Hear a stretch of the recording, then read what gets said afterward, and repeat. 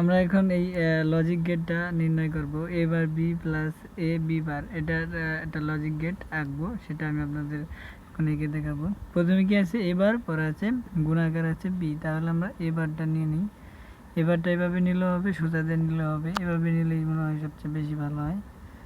এবার আর এখানে আছে বিবার, বিবারটাও কাজে লাগবে, তাই আগে থেকে বিবারটা আমরা এখন নিয়ে নেব।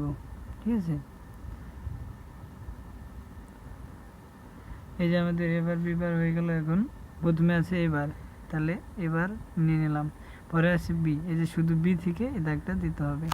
ঠিক আছে, এটা হচ্ছে এবারের, এটা হচ্ছে বি।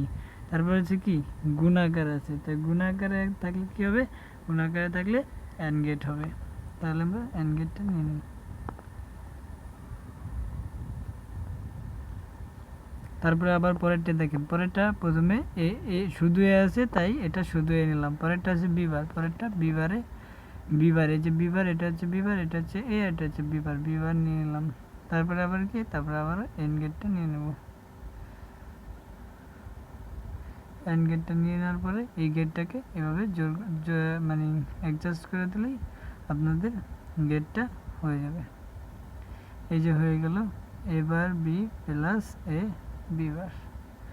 এখন আপনারা এখানে সমান সমান দিয়ে এটা লিখে দেবেন, পি প্লাস এ বিবার।